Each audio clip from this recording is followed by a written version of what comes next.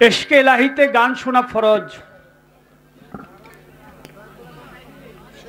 সাদেকের জন্য গান শোনা সুন্নত, আর ফাসেকের জন্য গান বাজনা হারাম।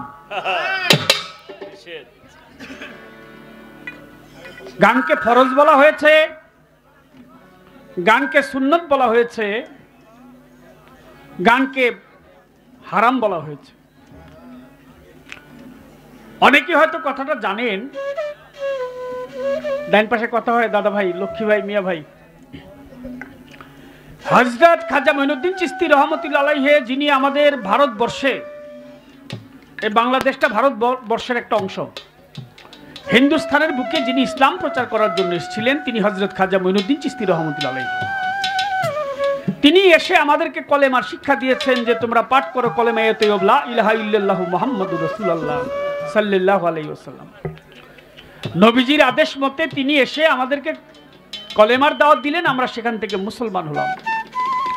হযরত খাজা মঈনুদ্দিন চিশতি রহমতুল্লাহ আলাইহি তিনি আরেক আল্লাহর ওলি, মাদারজাত আউলিয়া, আরেকজন ওলি যিনি আউলিয়া কুলের শিরোমণি মাহবুবে সুবহানী কুতুবে রাব্বানী হযরত বড় পীর আব্দুল কাদের জিলানী রহমতুল্লাহ আলাইহি।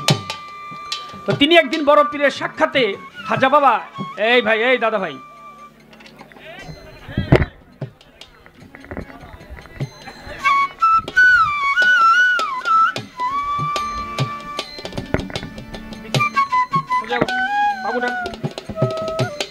সুন্দর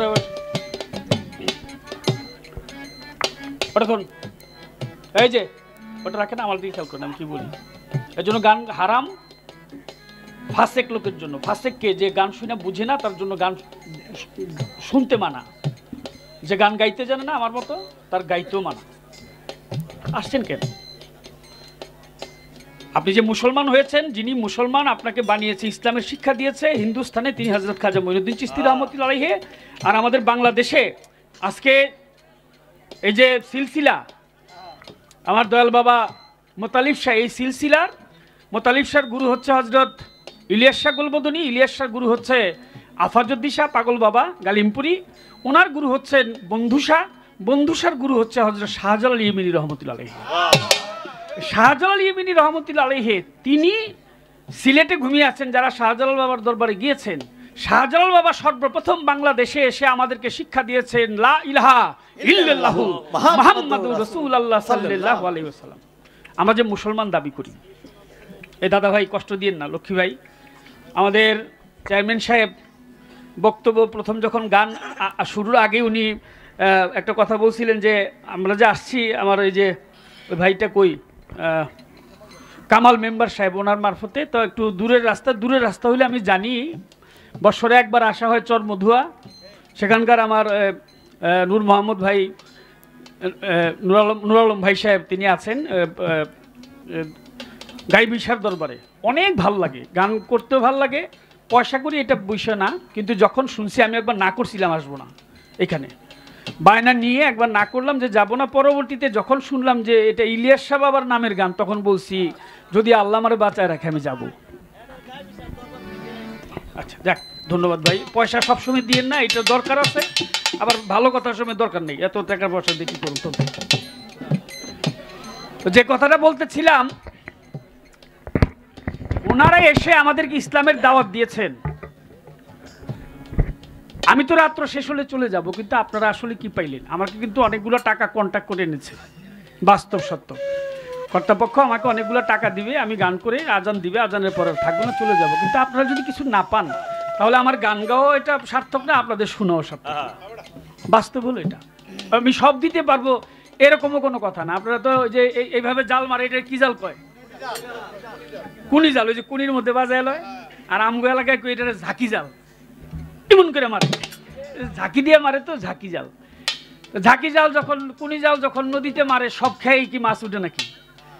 একবার মনে করেন মারছে, ওর মধ্যে উঠছে কয়টা ওই কি কয়টা রে, কাঁকড়া, শামু। তারপর অনেকক্ষণ খাওয়াইতে খাওয়াইতে দেখা গেছে যে একটা বড় আইড মাছ আইসা পড়ছে। তখন যা গুত্তা মারে, জাউল আছে, খুশি হয়, আরে বাবা রে বাবা। তো বাবা আমরা সারা রাত্র, আমরা দুজন শিল্পী, আমরা ওই রকম মারতে থাকুন। আপনারা যখন ভালো মাছটা আসবে তখন ওইটা ধরে নিন, তাহলে আপনার গান শোনা সার্থক, আমার গাওয়া সার্থক। এটা সকলের পায়ে হাত রেখে কথাটা বললাম। আমার কাছে প্রশ্ন করেছে, আমি অল্প কথার জবাব দিব, আগে একটা গান করে দিব।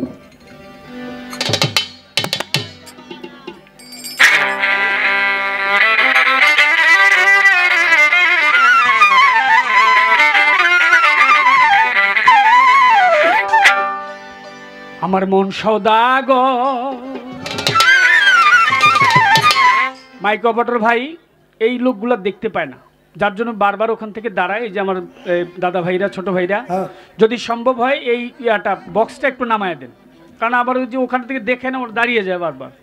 আর এটা আরেকবার খেয়াল রাখবেন, সামনে কখনো দিবেন না, সাইডে দিলেই হয়ে যায়, আমাদের পরিবেশটা সুন্দর থাকে। সওদা করো ও মন থাকিতে বেলায়, আমার মন পাগেলা, ওরে দিন ফুরাইলেই ভাঙ্গা যাইব এই রঙের মেলা। মন পাগেলা একটু পরে ভাঙ্গা যাইব এই রঙের মেলা।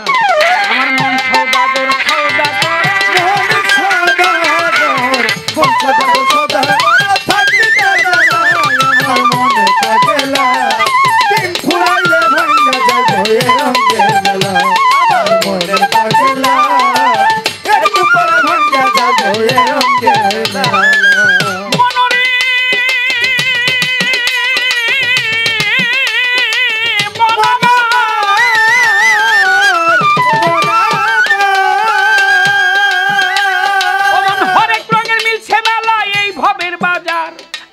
ভবের বাজার ওরে কত কি তামাশাই আইলো দেখিতে বাহার, হরেক রঙের মিলছে মেলা এই ভবের বাজার, বাবা কত কি তামাশাই আইলো দেখিতে বাহার। রং বেরঙ্গের পুতুল নাচায় রঙের পুতুললা, বেরঙ্গের পুতুল নাচায় রঙের পুতুললা, কেউ করে দর কষাকষি, কেউ করে দর কষাকষি, কেউ ডাকছে মেলা মেলায়, আমার মন পাগলা, দিন ফুরাইলে ভাঙ্গা যাবে এই রঙের মেলা। আমার মন সওদাগর, সওদাগর, থাকিতে বেলায়, আমার মন পাগলা, দিন ফুরাইলে ভাঙ্গা যাবে এই রঙের মেলা। আমার মন পাগলা একটু পরে ভাঙ্গা যাবে এই রঙের মেলা। ওই লোকগুলো দেখি না তো, আমার মনটা মানে না। আমার আবার রাগটা করে না, উনি বলছে আই লাভ ইউ, আমি বললাম I love you too. I love your তোর শেষ নাই, একজন আরেকজনকে আই লাভ ইউ, আবার কয় আই লাভ ইউ 2, 3, 4, 5, 6 পরে শেষ। কষ্ট নিয়েন না, এমনি একটু আপনারা দিয়ে সবার থামাইছি আর কি, মন থেকে কষ্ট নিয়েন। সাধু গুরু মুনি ঋষি যুগের সওদা লইয়া, ইলিয়াস শাহ যুগের সওদা লইয়া, বেচা কিনি করে সাধু গাছতলাতে বইয়া। সাধু গুরু মুনি ঋষি যুগের সওদা লইয়া, বেচা কিনি করে তারা গাছতলাতে বইয়া। তারা ভালো মন্দের ধার ধারে না, এসকে মাতুয়ালা, ভালো মন্দের ধার ধারে না, এসকে মাতুয়ালা। সিংহাসনায় বাজায় সাধু সিংহাসনায়, সিংহাসনায় ফুয়ায় সাধু বসিয়া একলাই, আমার মন পাগলা, দিন ফুরাইলে ভাঙ্গা যাবে এই রঙের মেলা। আমার মন সওদাগর, সওদাগর, মন সওদাগর, মন সওদাগর, সওদাগর, থাকিতে বেলায়, আমার মন পাগলা, দিন ফুরাইলে ভাঙ্গা যাবে এই রঙের মেলা। আমার মন পাগলা একটু পরে ভাঙ্গা যাবে এই রঙের মেলা।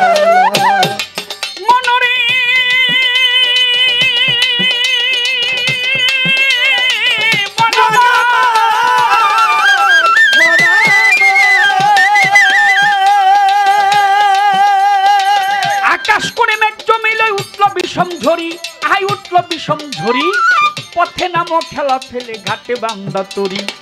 আকাশ করে মেঘ জমেছে উঠল বিষম ঝরি, পথে নামো খেলা ফেলে ঘাটে বান্দা তরি।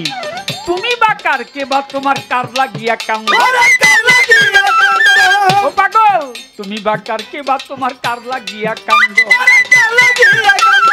দিন থাকিতে নিজের সম্বল গাঠি ভৈরা বান্ধ, তুমি বা কার কে বা তোমার কার লাগিয়া কান্দ, দিন থাকিতে নিজের সম্বল গাঠি ভৈরা বান্ধ। মাতাল রাজ্জাক কান্দে গানের ছন্দে, আমার রাজ্জাক কান্দে মাতাল রাজ্জাক কান্দে গানের ছন্দে, কান্দে ভিক্ষা ঝোলা আমার মন পাগলা। ফুরাইলে ভাঙা যায় ভয়ে রঙের মেলা, আমার মন সদাগর সদাগর আমার সদাগর, সদাগর মনে পাগলা। দিন ফুরাইলে ভাঙা যায় ভয়ে রঙের মেলা, আমার মনে পাগলা। একবারে ভাঙা যায় ভয়ে রঙের মেলা। আমার মোতালেব সার প্রেমের বাতাস লাগলো যার অন্তরে, নয়নে লাগে যারে তারে কি আর পাশরিতে পারে, তারে কি আর ভুলিতে পারে কভু, তারে কি আর ভুলিতে পারে, নয়নে লাগে যারে তারে কি আর ভুলিতে পারে। তারে কি আর পাশরিতে পারে বলো, তারে কি আর ভুলিতে পারে, নয়নে লাগে যারে তারে কি আর পাশরিতে পারে, তারে কি আর পাশরিতে পারে বলো, তারে কি আর ভুলিতে পারে, নয়নে লাগে যারে তারে কি আর পাশরিতে পারে। ও যার মুখ দেখিলে দুঃখ থাকে না, রোগ শোক থাকে না গায়, যার কথা শুনলে দুনিয়ার কথা ভুল করিয়া যায়, যার মুখ দেখিলে দুঃখ থাকে না রে, মানুষের রোগ শোক থাকে না গায়, যার কথা শুনলে দুনিয়ার কথা ভুল করিয়া যায়। তোমরা এমন একজন মনের মানুষ, ভাবের মানুষ, প্রেমের মানুষ পাও যদি সংসারে, এমন একজন মনের মানুষ, প্রেমের মানুষ, ভাবের মানুষ পাও যদি সংসারে, জীবন যৌবন বিলাইয়া দাও জীবন আর জীবন যৌবন বিলাইয়া দাও চরণের উপরে, নয়নে লাগে যারে তারে কি আর পাশরিতে পারে, তারে কি আর পাশরিতে পারে বলো, তারে কি আর ভুলিতে পারে, নয়নে লাগে যারে তারে কি আর পাশরিতে পারে।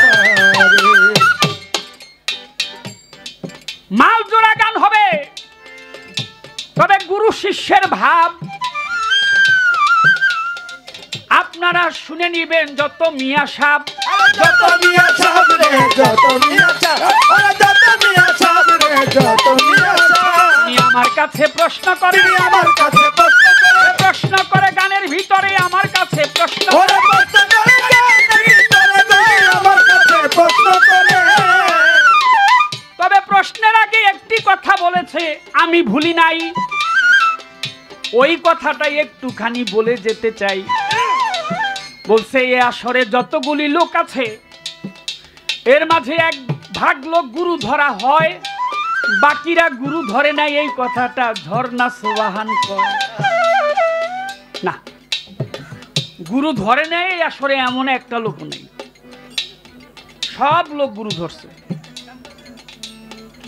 হয়তো কেউ বুঝতে পারলো, কেউ বুঝতে পারেনি, সবাই গুরু ধরছেন, কিন্তু গুরু ধরেই আসছেন, গুরু ধরেছেন।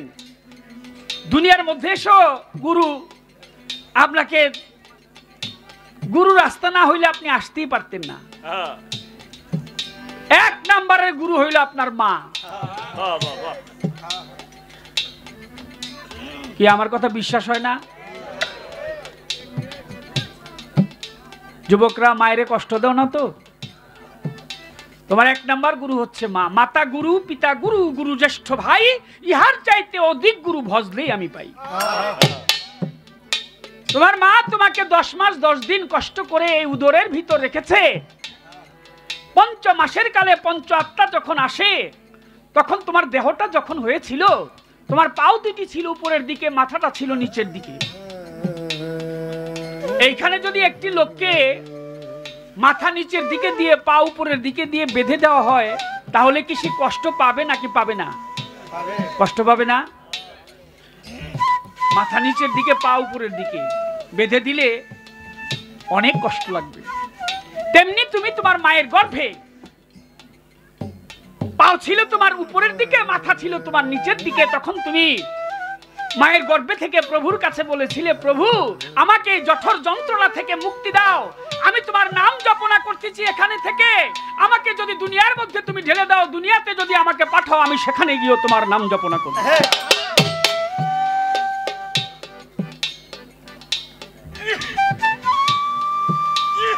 মায়ের জঠর যন্ত্রণা থেকে যখন তুমি মুক্তি পেয়েছো, মুক্তি পেয়ে মুখে সর্বপ্রথম একটি কথা তুমি উচ্চারণ করেছো, সেই কথাটি হলো ওয়ানা।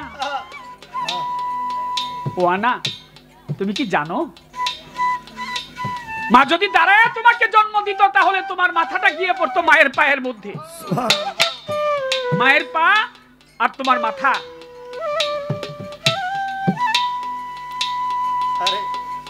সেই রক্ত মাংস খেয়ে দুনিয়ার মধ্যে আসছো, এসেই তুমি সর্বপ্রথম মুখে উচ্চারণ করেছো ওয়ানা। তোমাকে যে কথা দিয়েছিলাম সেই কথা আমি রাখতে পারলাম না। তোমার প্রথম গুরু হচ্ছে তোমার মা, মাতা গুরু, তারপর তোমার পিতা। যে বাবা পরিশ্রম করে যার মনিতে তুমি ছিলে, বাবা সেই মাতৃ, বাবার মস্তক থেকে তোমাকে মাতৃ রেহেমে ঢেলে দিয়েছে। আল্লাহ পাক কোরআন শরীফে বলেছে, পুরুষগণ তোমরা হচ্ছে কৃষকের ন্যায়, আর মাকে বলেছে ক্ষেত্র স্বরূপ, মা হচ্ছে জমি স্বরূপ। মা জমি, বাবা হচ্ছে কৃষক। কৃষক হয়ে বাবা মায়ের জমিতে তোমাকে বীজ হিসাবে বপন করেছিল, সেখান থেকে তুমি মানুষ হয়ে দুনিয়াতে আসছো। কিন্তু তুমি এসে যে শব্দটা বললা ওয়ানা, এটা ঠিক হলো না। তাহলে তুমি গুরু ধরে আসছো। তোমার প্রথম গুরু তোমার মা, তারপর তোমার গুরু হচ্ছে তোমার বাবা, তারপর তোমার গুরু হচ্ছে তোমার বড় ভাই। তোমার যে বড় ভাই সেও তোমার গুরু সমতুল্য। তারপর তোমার ভজনের গুরু হলো দয়াল বাবা মোতালেব শাহ, ইলিয়াস শাহ গোলবদনী, বাবা গাইবি শাহ, বাবা শাহজালাল শাহ পরান, বাবা হানিফ শাহ, যে যার হাতে হাত দিয়ে বায়াত গ্রহণ করেছে। অতএব তোমরা এই আসরের মধ্যে এমন একজন লোক নাই গুরু ধরে নাই, তবে কেউ মানে কেউ মানে। গুরু ধরছে সবাই, হয়তো কেউ মানে কেউ মানে না। আমি যখন আসছি আমার তো মানাই, আমি যেখানটায় ঘুমাই আমার মাথার কাছে একটা সুকেশ, সুকেশের উপরে হইলো আমার মায়ের জুতা। আমি জুতাটা সালাম করে বাড়ি থেকে আজকেও বাইর হয়েছি। আর বাড়ি ঘর থেকে বাইর হওয়ার পরে হলো আমার বাবার মাজার, ওখানে গিয়ে আবার বাবার একেবারে ঘরের কাছাকাছি যারা গিয়েছে হয়তো 2-4 জন, তারা বলতে হবে, ওখানে গিয়ে বাবারে সালাম করলাম। তুমি যদি মানো তোমার জন্য ভালো, কারণ পৃথিবী তো ক্ষণস্থায়ী, অল্প সময়ের জন্য আসছো। কিছুক্ষণ আগে তুমি ছিলে না, আবার কিছুক্ষণ পরেও তুমি থাকবে না। এখন তুমি এখানে কেন আসছো? এই বাউল বিচার গানে আসার উদ্দেশ্য হচ্ছে এই কথাগুলি জানার জন্য। তুমি কোথায় ছিলে, তুমি কোথায় আসছো, একটু পরে কোথায় যাবে। তুমি ছিলে কোথায়, আসছো কোথায়, তুমি যাবে কোথায়। এই আলোচনাগুলি হয় বাউল বিচার গানে, এর জন্য এটাকে বিচার গান বলে। কথায় কথায় হয় বিচার। আমি পর্যন্ত রাখলাম, আশা করি সারা রাত্র এখন যেভাবে আছেন আপনারা, এই পরিবেশ এখন তো মনে হইতেছে জান্নাতের বাগান। আর এই পুলিশ ভাই যে গানের কথা কইলো, জন্না সুবহান গাইলো, পুলিশ ভাই তো 1 টাকা বকশিশ দিল না। এটা তো ঠিক হয় নাই গা। ও টাকা আছে, আমাদের প্রশাসনের কর্মকর্তা, তাদের প্রতি শ্রদ্ধা সালাম। টাকা ওই ঝামেলার জন্য টাকাও বাইর করতে পারে নাই। গান গাইবেন গাইবেন, এত এরকম নাচান লাগে নাকি? আসলটা বুঝে যাবো পরে লক্ষণ দেওয়া তাড়াতাড়ি। গান সুন্দর হয়েছে, আমারও মনে চাইছিল বকশিস দিব, ঝামেলায় দিতে পারিনি। আমার কাছে প্রশ্ন করে, আমার কাছে প্রশ্ন করে, আমার কাছে প্রশ্ন করে, আমার কাছে প্রশ্ন করে, জবাব দিব দলিল ধরে, আমার কাছে প্রশ্ন করে,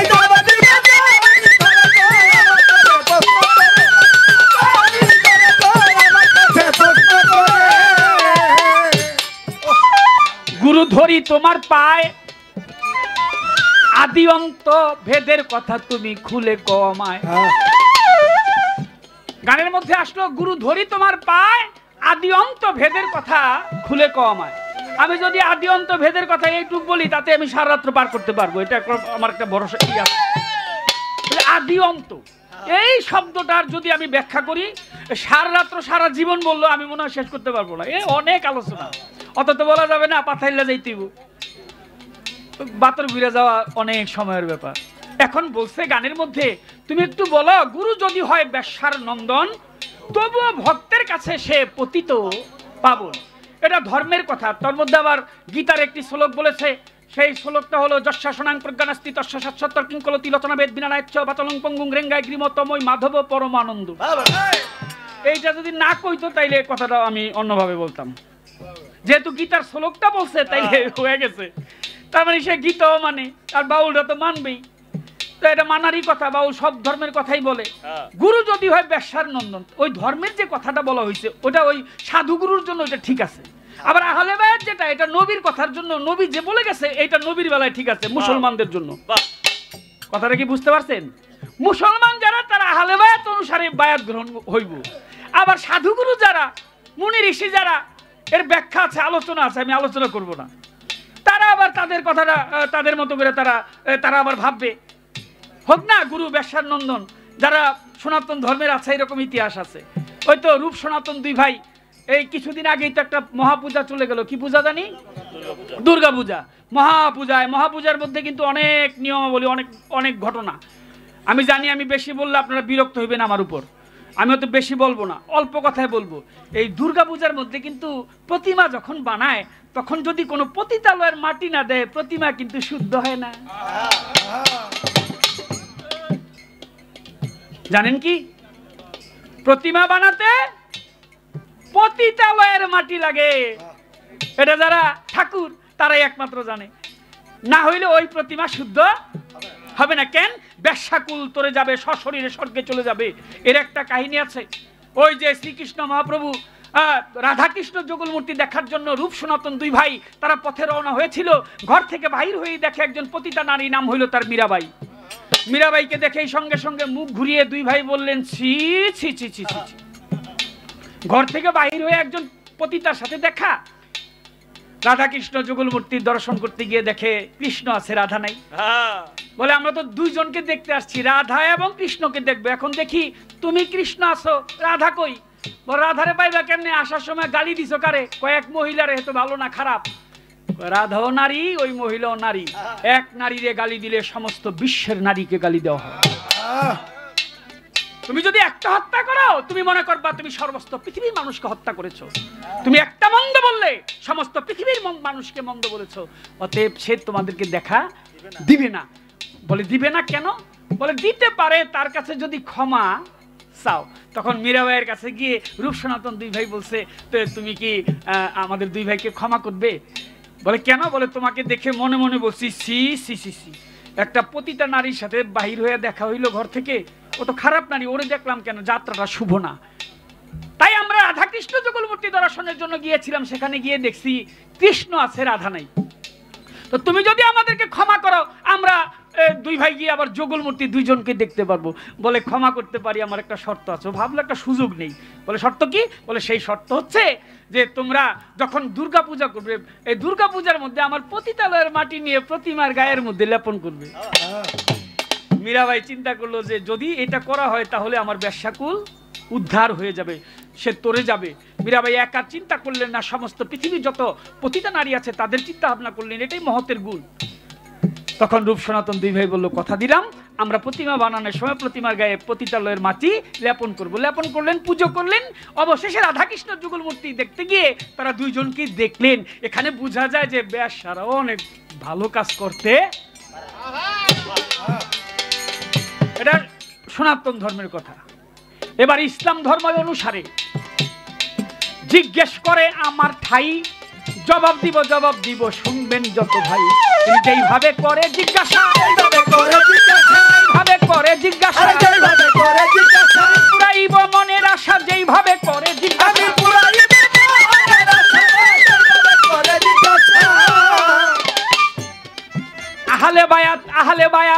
আহলে বায়াত হয়, নবীর বংশের হাতের উপর কিন্তু হাত দিতে হয়। বলে তোমার কোন বংশেতে জনম গুরু আমি জানিবারে চাই। আমার বংশ নবীর বংশ, বলি আপনার ঠাই। আরে নবী ছাড়া কেহ না রে, এই জগৎ ঘুরে নবী ছাড়া কেহ না রে,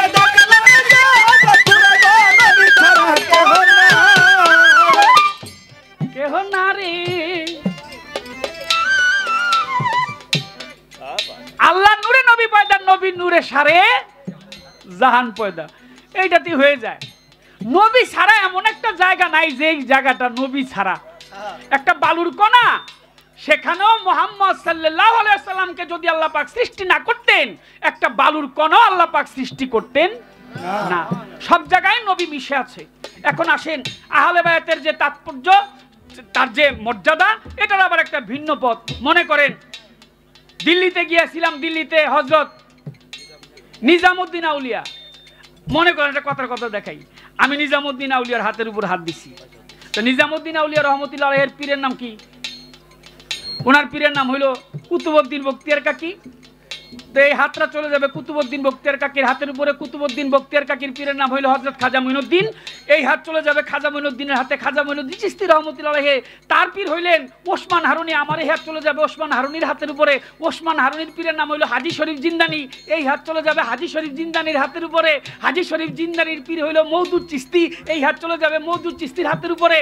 মওদুদ চিশতির পীরের নাম হইল নাসিরউদ্দিন চিশতি। এই হাত চলে যাবে নাসিরউদ্দিন চিশতির হাতের উপরে। নাসিরউদ্দিন চিশতির পীরের নাম হইল এসাক চিশতি। এই হাত চলে যাবে এসাক চিশতির হাতের উপরে।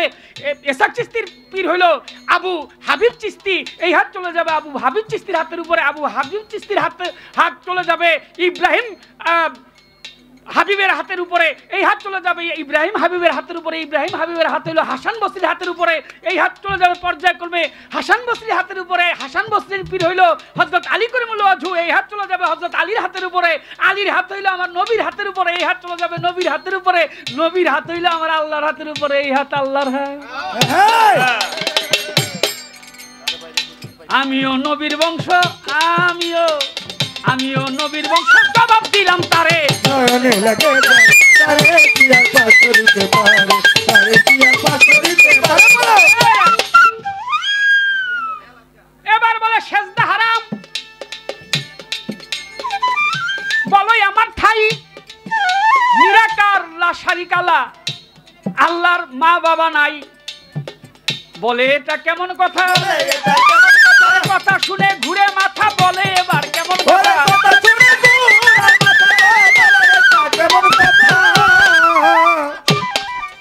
না মুসা নবীজিকে আল্লাহ রে, আল্লাহ তোমার কি কোনো দুলাভাই আছে? আল্লাহকে এই মুসা এটা একটা কথা কও নাকি? আমার কোনো দুলাভাই আসেনি। মুসা নবীকে আল্লাহ থাকলে কও, না থাকলে নাই। আল্লাহকে আজকে জবাব দেবো না, আগামীকালকে জবাব পাইবা। পরের দিন মুসা নবী রাস্তা দিয়ে যায়। রাস্তার মাঝে মুসা নবী দেখি ঘরে পায় এক বেটায় কলা চুরি করে ঘাড়ের মধ্যে নিয়া, কলার ঘাড়া নিয়া বেটায় যায় রে দৌড়াইয়া।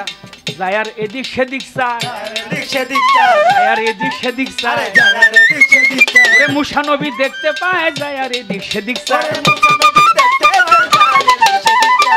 মুসা নবী ভাবছে মনে মনে, এই লোকটা কি কলার ঘাড়াটা চুরি করে নিয়ে আসলো? এদিক সেদিক চাই কেন? কারণ চোরের মন পুলিশ পুলিশ পুলিশ ব্যবহার রাগ করে না, চোরের মন তো পুলিশ পুলিশ, এদিক সেদিক চাই কেন?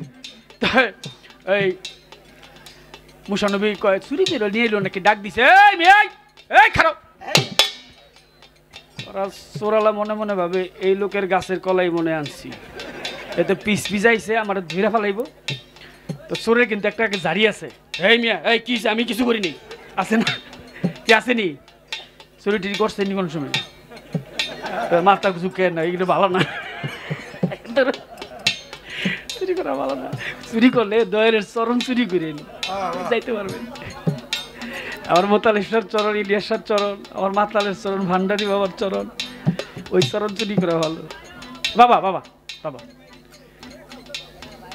মুসানবী ডাক দিছে, এই মিয়া কলা কি চুরি করছো নাকি?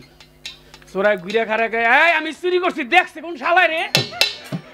মুসানবী কয়ে আছে এটা আমি তো দেই নেই, এটা আইডিয়া করে কইছি। মুসানবী গেছে আল্লাহর দরবারে গিয়ে, আল্লাহ গতকালকে প্রশ্ন করছিলাম তোমার কি কোনো দুলাভাই আসেনি, তুমি তো জবাব দাও নি, আজকে জবাব দাও। আল্লাহকে হ মুসা আমার দুলাভাই আছে। মুসানবীকে তোমার দুলাভাই আবার কে?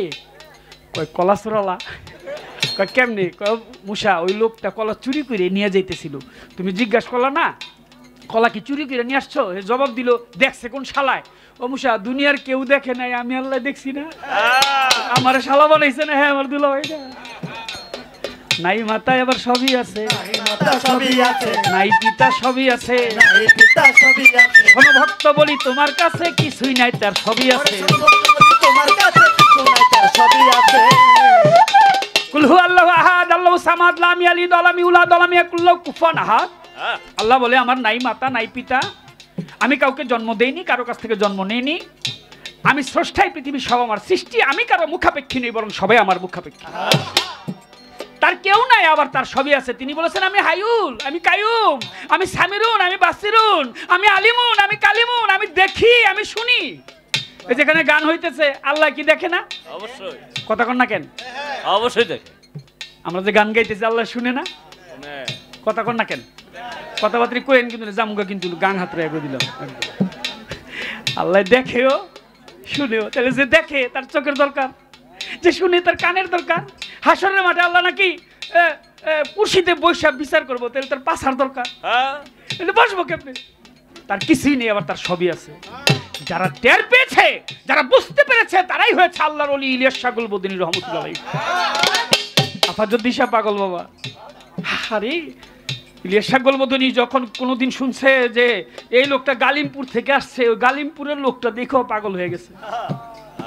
গালিমপুর থেকে আসছে, কত গুরুর পাগল ছিল। তাহলে গুরু বিষয়টা অনেক বড় বিষয় যদি মানতে পারে। এবার বলে সেজদা করো বলো নাই আমারে। দয়াল নবীকে কি কেউ সেজদা করেছিল? সেজদা তো প্রথম থেকে আসছে। নবী প্রথমে আল্লাহর নূর, দ্বিতীয় তকদরতে। আপনার কাছে খারাপ লাগতেছে নাকি?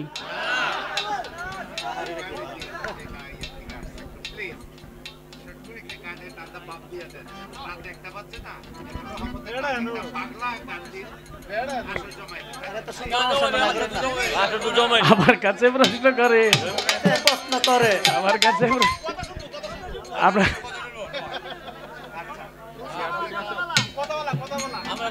কাজল দনের গান তো আপনারা কম শুনেন নাই। ক্যাসেটের দাম হইল 30 টাকা। আমারে নিয়ে ক্যাসেট কিনা ঘুষায় মুষায় দিন কতক্ষণ, আমি কিছুই কইতে পারব না।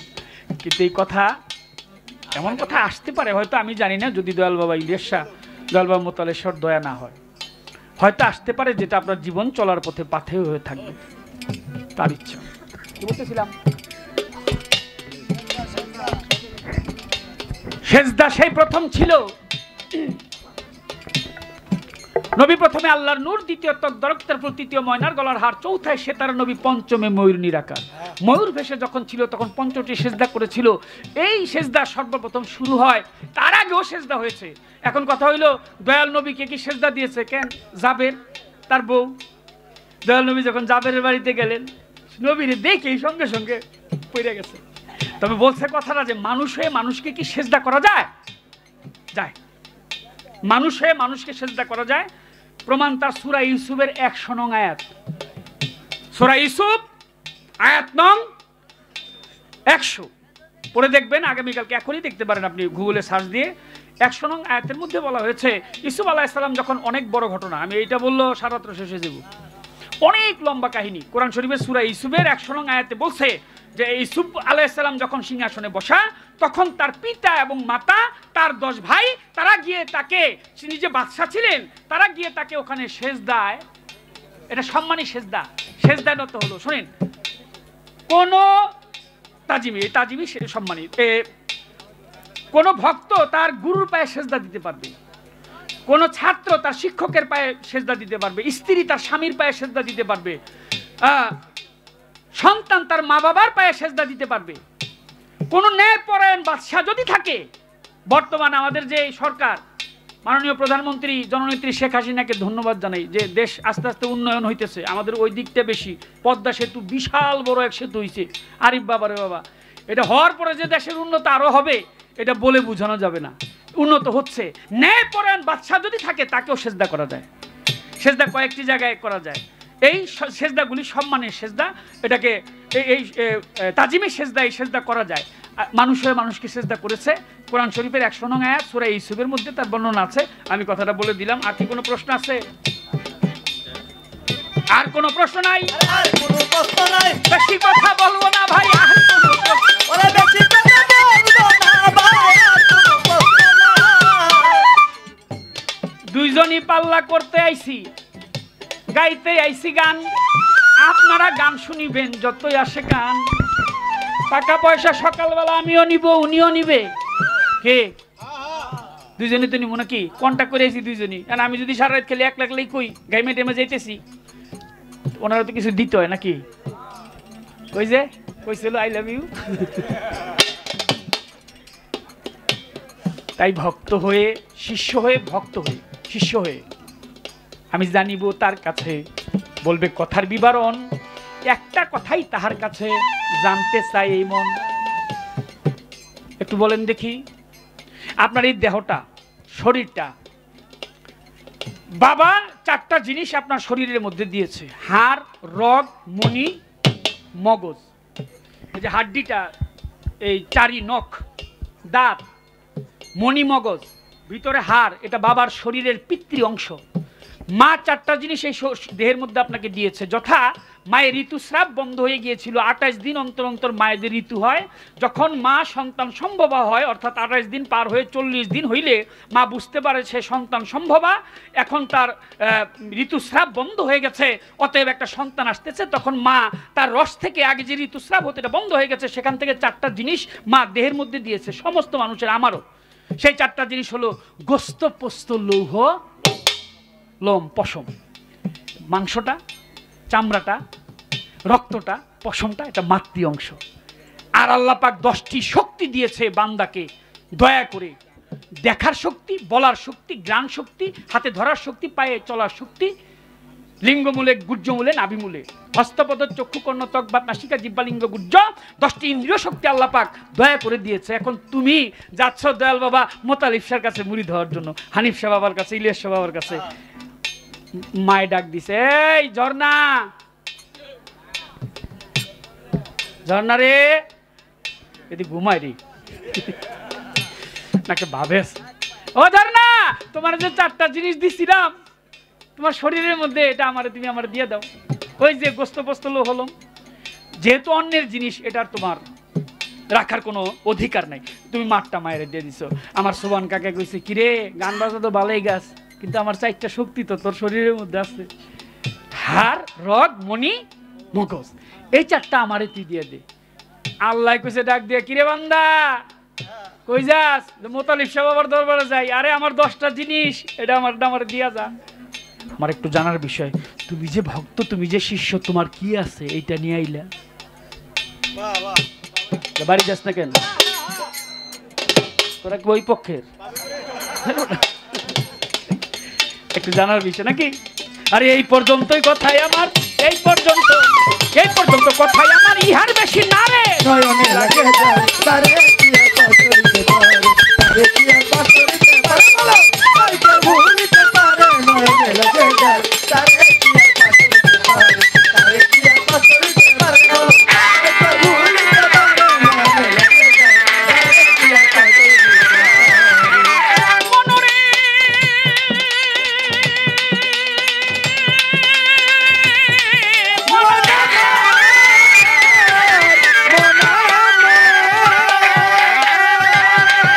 ওদের মুখ দেখিলে দুঃখ থাকে না, রোগ শোক থাকে না গা, যার কথা শুনলে এই দুনিয়ার কথাগুলি ভুল পড়িয়া যায়, এমন একজন ভাবের মানুষ, প্রেমের মানুষ, মনের মানুষ পাও যদি সংসারে। তোমার জীবন যৌবন লুটাইয়া দাও, জীবন আর জীবন যৌবন